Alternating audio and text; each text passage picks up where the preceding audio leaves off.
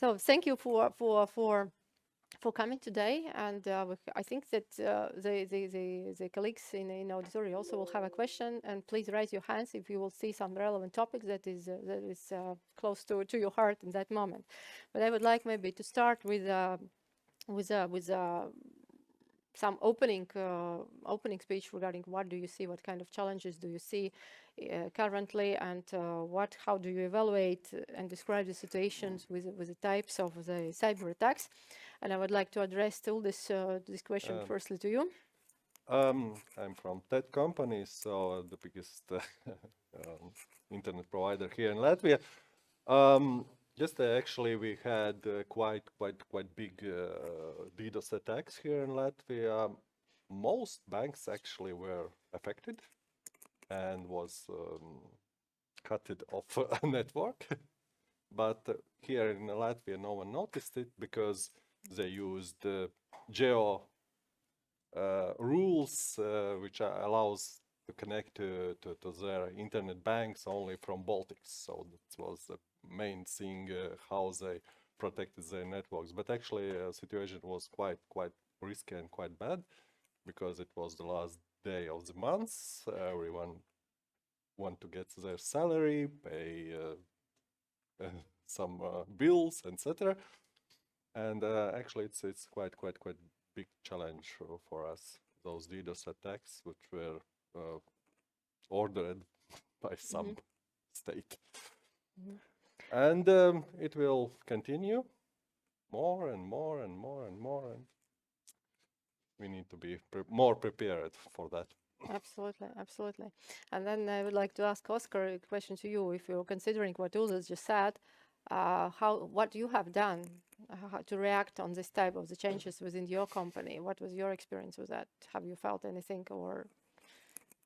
Well, actually, one of the issues we have found that the cybersecurity awareness training, it's kind of important aspect in the case.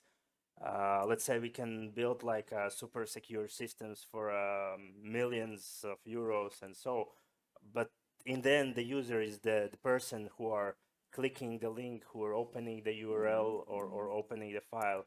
So the user education is the thing we are believing that's one of the most important things in nowadays. Educating employees, your friends, your family, including management as well. User training will not help you to be protected from DDoS attacks. Definitely, okay. Yes. There are some external risk, of course. Yeah, there are like internal risk. We see the incident pie chart. There are internals and externals. Well, regarding DDoS attacks, we as a fintech company are more like all of the important resources are in-house built. So I suppose we are not the main target of the hackers regarding DDoS. Maybe, but it doesn't exclude the risk. For sure. Absolutely. Nauris, you will be, you are all your professional experience, but focused on the innovation and on the development side. How do you evaluate, for example, how those innovations, does this innovation create new types of the risk in this space, or do you see there's like a huge influence on that? What is your view? Yeah, of course, every innovation brings some kind of new threats because you tried some new business models, some new systems, some new trends, and you don't know what's behind there. So you have to test it out. But if the controls and protection are in place already, not only the procedure, but also technical side, that you're protecting the edge, you are protecting you are raising the awareness in the employees, then that could help to innovate. But that should be assessed very strictly each time. And Kiril, how is in your sector? Do you see that kind of increase for your services from fintech side has been increased during the year? Well, for sure. At Possible Security, we try to stay ahead of the trends and especially threats. We actually noticed some uptick in chatter that attacks might be coming to the Baltic states as early as January this year. Maybe our customers noticed as well, because January, which is usually quite a quiet month for us, where we can rest after after lots of work that we do at the end of the year, it was quite a busy month, and it's been that way the whole year. And we do see that fintech companies and finance companies as well are moving more and more to offensive security testing. They actually want the penetration tests instead of just compliance testing, which I see as a good thing. And Nauris, again, so regarding this compliance testing, you as a person who will be in like developing those solution, do you really see that there are some tips maybe how to improve, or what will be your suggestion to other companies how they can improve their own internal this security system, taking into account this new risk like geopolitical risk or remote working?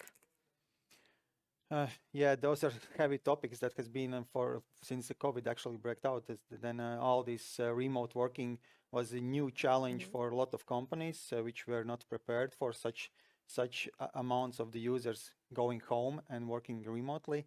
But like from system perspective, as already Kirils mentioned, the testing, you have to test not only place the controls, but also run the vulnerability tests, the penetration tests to check out if your internal systems are protected, or your internal network is protected enough, and find those places where maybe you should work more.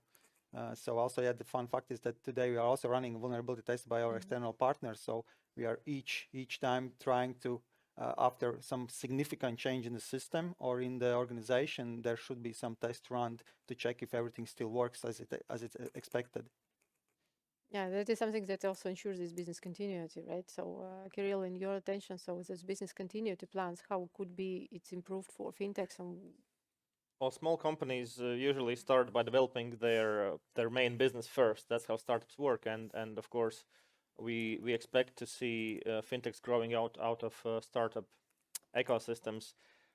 We try to help them by trying to focus their attention to the most critical things they can do right now. So instead of going all compliance on them, saying here's a book, here's another book, do all that, we try to say, okay, let's start with backups. Let's make sure that you have backup cloud, backup servers, failovers, you have actual data backups.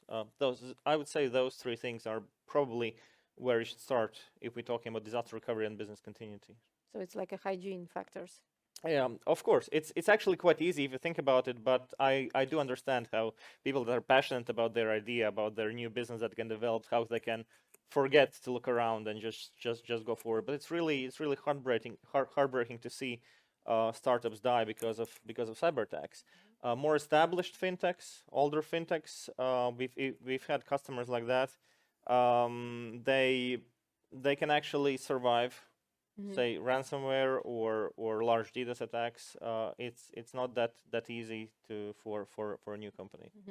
As you mentioned, this is not so easy for new company, small company. Uldis, maybe you can here elaborate a little bit more, because your company is really offering the type of this security services or IT security as a function.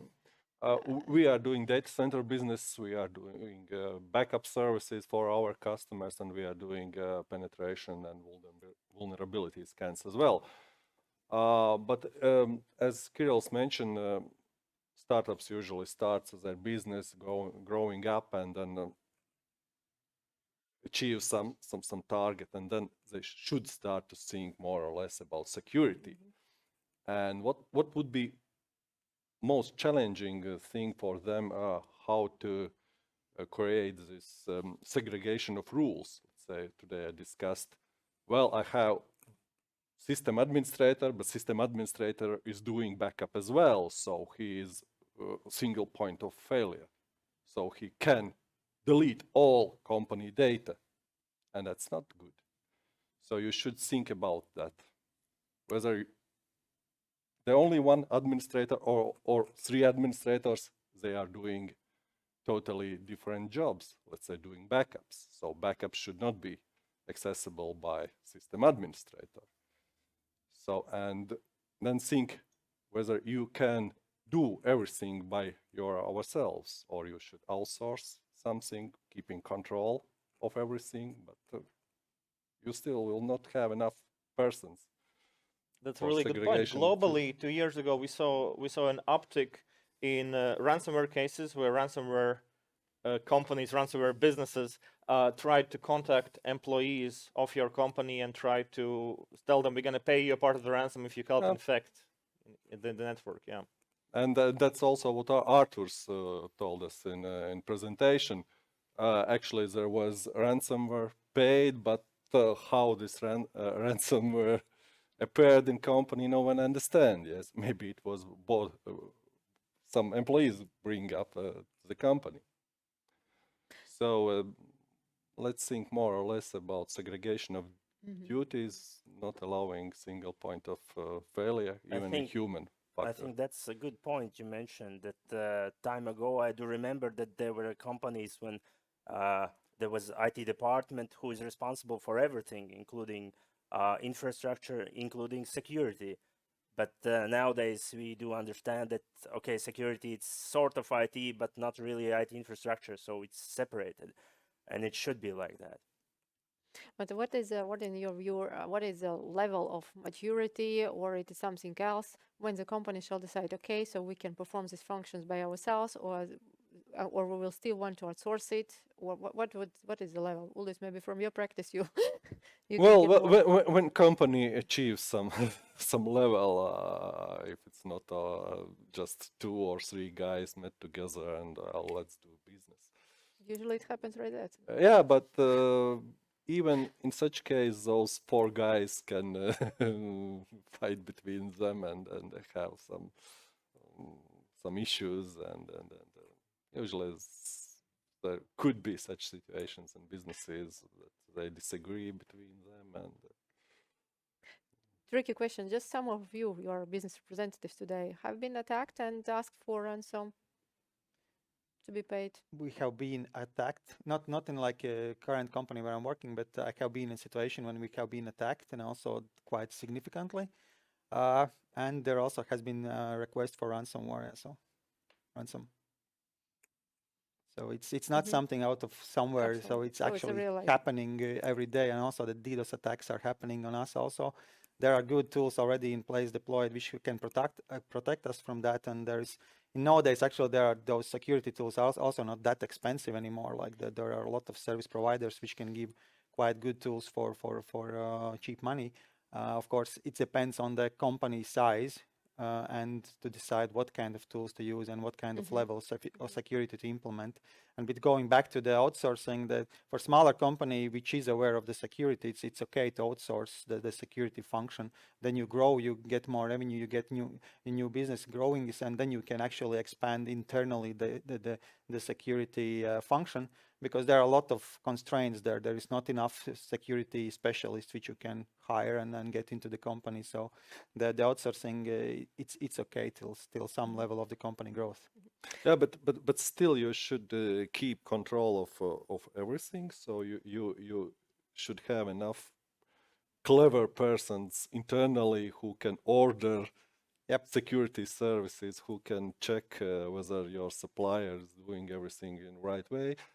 So you cannot outsource such function. It's critical function to be placed. Yeah, I agree. I would disagree on that. We are actually providing that function to some of our customers. We are the guys that are controlling and trying to work with the others. Yeah, suppliers. then it's it could be doing in such way, but then you are not doing this everyday maintenance. It should be separated. Yeah. Doers and controlling should be separated. Exactly. In such case, there should be 2 companies. Yeah, I agree. One is who is controlling how they are doing their job and their duties. You can't have a single outsourced company that does control themselves. Please do everything for us. Well, what that does everything security means. and administrating, yes, not gonna work. There should be someone in quite high level in management who has the headache about the security and who is controlling. Actually, the best is it's in the board level. There is this awareness that security is important. Like in DelfinGroup, we have this IT security in the strategy as a priority. So we have stated very clearly that that's our priority, and also the budget and everything is following that priority. And of course, there is next question about the execution and the roadmap and all that part. But as a company organization, it's priority for us. But then again, you came to that management level. So management should be aware of cybersecurity as a risk, and to be ready to invest some energy, money, time for the security. Yeah, strategy so is the best way. Management education. Yeah, the strategy is the best way where to put it, because that's something that you want to do in the long term or short term. So, and of course the management and supervisory board is supporting that. Can we jump a little bit more? We just touched these outsourcing services regarding the IT security function. If we are going to the outsourcing services as such for the financial sector, Kirill, can you elaborate a little bit more? So which are those services or third-party providers? Maybe you can see where those risks are accumulated, or maybe you can see some kind of vulnerabilities from your customer side. Well, if we take holistic approach, then we can start at the actual critical services which are critical to every business, right? Your water, electricity, and your internet. Those are the first three.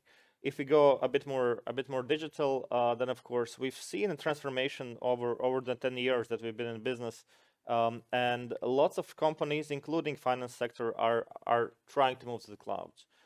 We even see that more traditional financial institutions, not just fintechs, are moving more and more to the cloud.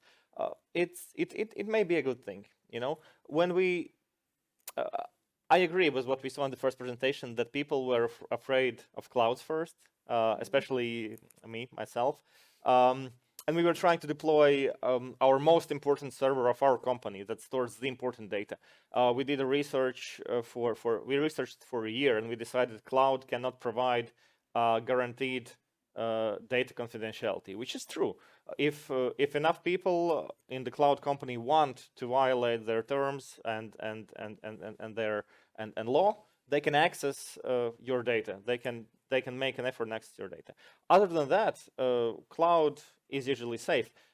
One important benefit of the cloud, of course, is you have the more or less automated protection against DDoS, because a cloud company, DDoS attacks, there are three kinds of DDoS attacks, but let's not go into those technicalities. So volumetric ones actually are done on network level, and a big company, whether it's a cloud provider or communication provider, will protect their own network already.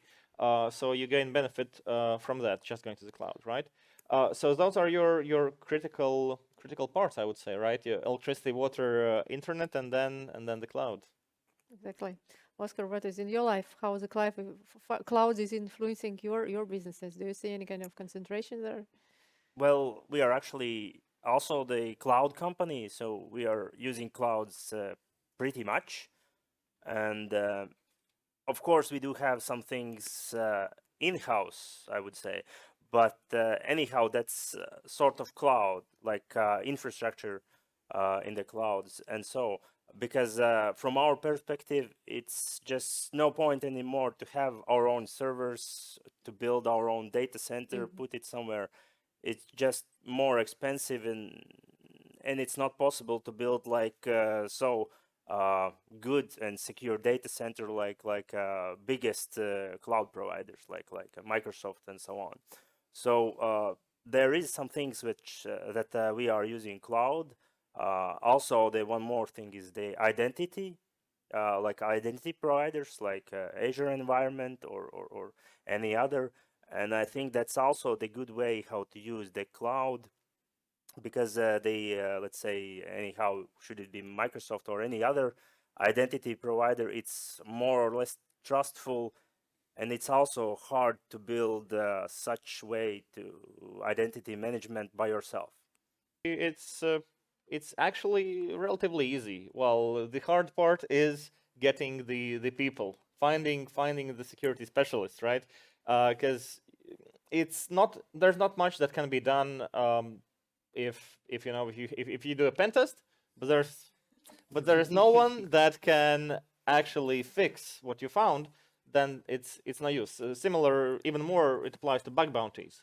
You can do a bug bounty, meaning that if someone finds a vulnerability, send it to us, we're going to pay you. But you don't have to. It's not the question of just paying the money. It's also a question of fixing the vulnerability. And company has to be ready. They have to have the people that can actually implement the solutions, follow vulnerabilities, follow the threat landscape, and react accordingly. It can be outsourced, most of it, but someone should be there that understands that. Yes. Is it goes somewhere together with the threat intelligence? I mean, you have to analyze those all these incidents, vulnerabilities, all those scans. You have to accumulate this business analysis part out of it. Also. Yes, of course. As soon as your company has more than someone that responds to IT threat, that is responsible for IT security. You have to do threat analysis. It helps a lot. If you're just a startup starting up with two guys and two girls trying to build a product, then probably threat intelligence is a bit too big of a bite to grasp and understand. Then you just do the basic things. Uldis, what do you think? Well, regarding employee training, I would add some more thing. Usually, companies are doing employee trainings and tests, how to use the email and how not to click on the links on email. But let's think about another communication tools like Teams, WhatsApp, Signal, etc. We do phishing tests on emails. We got around 2% failure rate, which is actually quite good. But if we take this different environment, then the click rates would be much more higher. So let's think about another tools what we are using, not focusing only on email. Teams is very simple to use for phishing attacks. So I did some tests. I got board meeting minutes, presentation to board, etc. Just saying, hi, could you send me this information? And just starting this Teams chat. So if your company has opened Teams chat, you are number one. I certainly agree. If we do a more in-depth test, we call them red teaming. When we attack the company every day and try to get deeper and deeper, we do social engineering part. If we get inside Slack or inside MS Teams, it's much easier there. Of course, we usually start not just with email. We also do SMS spoofing and phone call spoofing. So calling from a known number that you already know. That's really underrated. And I feel like financial sector, including large banks in Latvia, don't really understand the importance of this threat. I have to keep telling my bank that I'm a customer of that I don't have a phone number, because in the agreement that I've signed it says that if I call them from my phone number, they don't need to authenticate me, which is terrible, because I can call from any phone number. That could be a whole. Actually, regarding this new social engineering stuff and regarding the new types of the activities. So now we're talking regarding the Web3's new future in technologies, future cryptocurrencies and such type of stuff. So I just wanted to go to a little bit more deeply.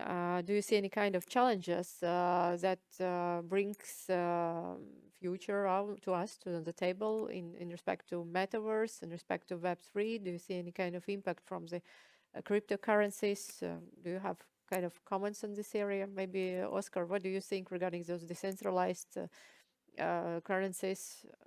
Any kind of risk impact on this side? Well, the cryptocurrencies are, well, I think they are kind of risky, investment way, but I don't believe, and I haven't seen like a normal way how you could pay for some everyday service using cryptocurrencies. And I believe the issue is that some of the cryptocurrencies are centralized, which is not the point of them. And the cryptocurrencies who are not centralized, they are very unstable. So it doesn't make sense to make like everyday payment in cryptocurrency. But from the security part of view, do you see any kind of new risk in this area that should be kind of protected? For example, if you're running cryptocurrency business, is there any kind of difference in approaches? I think there's multiple cases in the world when somebody are stealing some of the coins, crypto coins.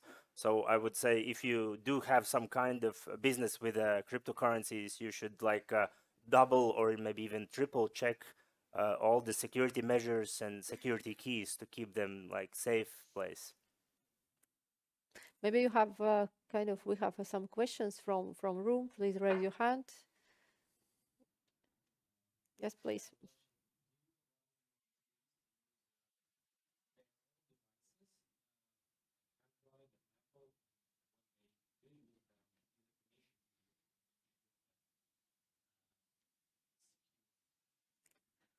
from the question is, are you agreed to use, allowed to use your employees their own like mobile devices or internal devices that are connected to the business system, right? That is the questions. Yeah, I can take this. That if they agree to allow manage their devices as a company, then yes. So if you can actually get those data or containerize those data, which is on this personal device, and you can wipe it at some point, then that's an option. Yeah. Okay, so please use this opportunity until we are here, but until you are thinking, we will be a little bit more continuing and going to the final stage. So regarding this new technologies and Web3s and metaverse, some of the financial organization in US and Europe started to open the branches in metaverse. And of course, there is kind of a new type of activity, new types of, it's kind of innovation for some segment of the customers. From the same time, maybe do you see any kind of the risk? Kirill, maybe you can a little bit elaborate. Well, metaverse itself is an interesting beast. We'll see what happens with it. Similar as to NFTs, we'll see what happens with NFTs themselves. So, as you may have forgotten, metaverse first began in 2003 with Second Life, and in 10 years, 2013, they were actually really, really popular, and they still are. Not as popular, but still, they still are popular. In between those 2 years, 2003 and 2013, they were banks open in metaverse. They were actually closed down by the owner of the platform, Second Life. Will the same happen here? Maybe, but what's true, I would say, is that currently the bank branches that we have on metaverse, on the new metaverse right now, are more representative branches. You know, I was traveling like 5 years ago, and I had a conference in Tallinn, and then I had to go somewhere outside the EU. So I went to a Swedbank branch in Tallinn, and I asked them, can I please change my euros to whatever currency I will need? And they told me, sir, we don't have any cash. And I thought, oh shit, are they bankrupt or what? But no, that was the basically the year when cashless branches start appearing, and we, I think, see some here today in Latvia as well. And I believe that we're gonna see cashless branches in metaverse for a while, so there's no risk there. It's just marketing. But metaverse itself is a really interesting question. What will it become, and why did the one that we had in 2003 not take off, or did it take off, and what's going to happen here? But if we go back for a bit to the question about cryptocurrencies and their security as such, then of course we do have some customers that do their main business or part of their business with cryptocurrencies, and key management, as Oskars mentioned, is of course a large problem. We do have to have separation of duties, so we actually helped most of our customers that do that to think of situations. What happens if one person of the key holders becomes bad, right, and wants to spend everything? Or what happens, we actually talked with a customer about this, what happens if one of them gets kidnapped and killed? How will the company continue to function? And there are mathematical solutions to these problems that we've helped implement. Most of blockchains, the technology itself, are actually secure. It's quite rare that we see a bug in blockchain itself. So cryptocurrency usually gets stolen where it's stored, right, where the keys are stored. So that's what should be addressed. Do any of you have any kind of incident statistic regarding the Web3 or cryptocurrency? Any kind of? I can share that at least what I have looked up, that the top 10 this year's stolen cryptocurrencies value is 1.7 billion. So the volume is quite high. And I agree that the blockchains themselves they are secure. That's the idea between them. But the link between different blockchains, cross blockchains, those are the weak points, that some data has to go from one blockchain to another blockchain. That's where actually the money is stolen. It's called the bridges. And there are also other blockchain like related things like oracles, which are the information sources for the blockchains from outsourced world, which can be manipulated. And in the blockchain world, it's fun that those hacks actually they are not really hacks because those are contracts and program which is executed, and it is intended to work like that. Only the people find way how to use that in the way it wasn't intended to work, and that's how they steal the money. So yeah, so the blockchains itself, it's okay, but everything around them, and also the blockchain technology, if we have to go back like internet in 90s, then blockchain is there right now. So if we would buy internet in 90s and where we went now, all those lessons learned throughout the years, the blockchain is still only going this, and it will just become more major. Yeah, it will become also next year will be MiCA regulation in place, so we will see a new start. And in the final stage, I would like just each of you to share what would be your suggestions to fintech companies in cybersecurity space. So if you each of you could shortly describe your message to care about all this, maybe let's start with you. Start by reading DORA regulation. Be prepared for backup requirements, for penetration testing requirements. I think risk management you already have, but those are additional requirements. Well, personally, I'm looking forward to centralized government-backed cryptocurrencies and how that's going to turn out. And I'm sure that banks will going to have to work with that. Yeah, for fintechs, I would suggest to concentrate the efforts on the edge protection, like external and internal. So train your stuff and use some tools which protect your edge of network. Yeah, I would agree with their colleagues about the protection. It should dock and do the cybersecurity, evaluate our risks, mitigate them, but don't be afraid of it. It's normal that we have some issues. We all have some issues. We just have to know them and work with them. Thank you, thank you. So do you have any questions, colleagues in the room? Please. You talked a lot about ransomware attacks. In your opinion, what increases the likelihood of next ransomware attack? If you pay ransom or you do not pay ransom? Well, we always advise our clients in this situation to consider not paying ransom. Of course, the first step to do is there's this great site online, nomoransom.org, which is a cooperation between Europol and some other organizations, and that's I think a game changer in ransomware field. So what they do is actually when arrest happens and they physically arrest a group that is responsible for ransomware and take the servers away, they take the keys out, give it to specialists, and they make the decryption programs. So that's our general suggestion to customers who've been affected with ransomware attacks. Just restore from backups if possible, and if not, we recommend to wait. Sooner or later, the data is going to be available. We do understand, of course, in the business world data that you can get access to 5 years later may not be as valuable, to say the least.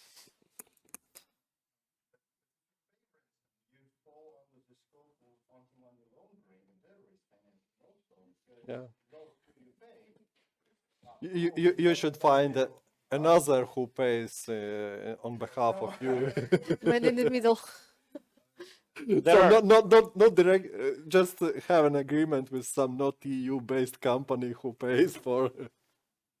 Uldis is smiling, but that's a service. We don't provide that service, but that's a service that exists. Yes. Yeah, but that's the way how you can do payment for ransomware.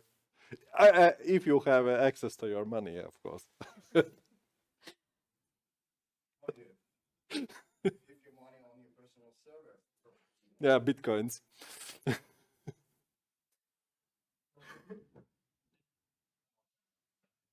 So in showing a cybersecurity threat, showing an organization based on what you described during this session is basically a technical one that comes from malware, from DDoS attacks, from zero-day exploits, etc. And then there are individual threats that come from sometimes employees inside, sometimes bad actors acting in bad faith, maybe an agent, a man in the middle, so to say.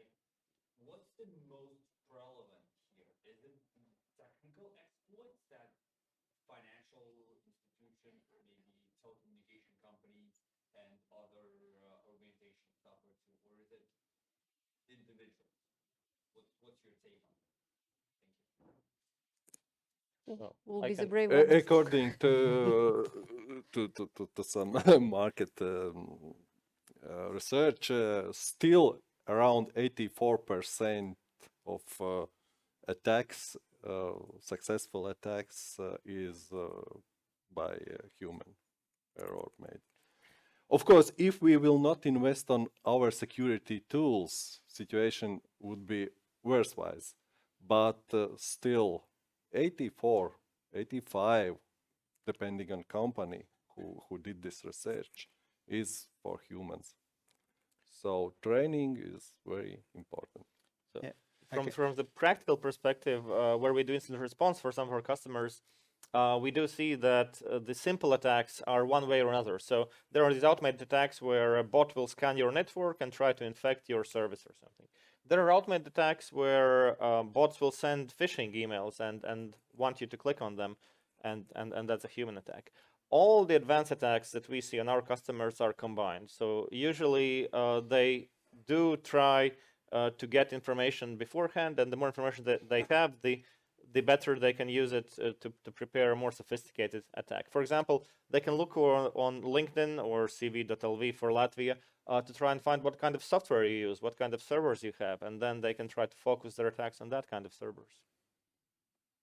Just on philosophical note that technology is rational, it can be controlled. The human is irrational and cannot be controlled. Exactly. I think that in the banking sector, we also see the differences, and human errors still are in some third place in incident by. Thanks for the questions. Any more? If no, then I think we may really give a very, very thanks to our today's participants. And now we can actually can join the breakfast and networking that is already served here. So please don't go away and participate. And thank you very much for coming. Yes.